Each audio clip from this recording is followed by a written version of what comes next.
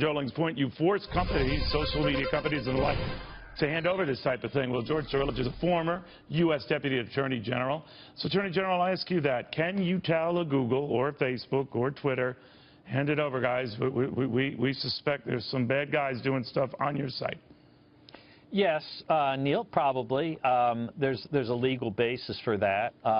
But one would hope that the tech companies would cooperate in these kinds of inquiries. We face an unprecedented challenge, and it's going to take an unprecedented effort at cooperation from both the private sector and the government to do what needs to be done.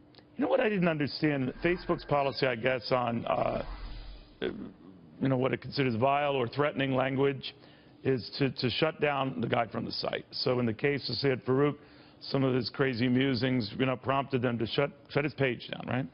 So why can't they at that point let authorities know we just shut a guy's page down because he was saying offensive stuff? It seems rather simple to me, or do they claim that's too intrusive? They're the ones shutting down the site for what they believe were good corporate reasons to do so. So what's the harm in going to the next level and letting authorities know why they did it?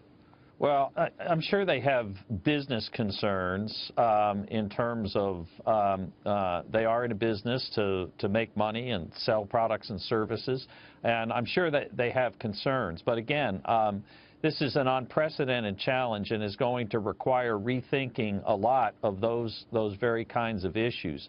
In addition to that, reporting before they shut it down might be very helpful too, because when you shut the site down, you're also shutting off a potential avenue or a source of information that may be very useful if it's left to run for a while.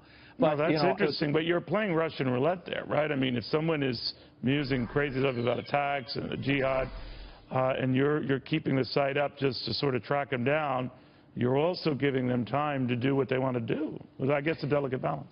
It is a delicate balance, and of course judgment would be called for. But there's another important element with the Senate bill that's looking for requirement for information, as you mentioned at the outset, Neil.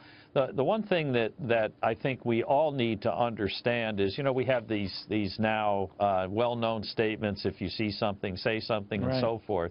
But we need to empower the government and the people in the government who can connect the dots with the dots. And the only way that's going to happen is where everyone from the officer on the beat to the executive in the C-suite becomes committed to this fight against terrorism. Well put. George, thank you for taking the time. We appreciate it.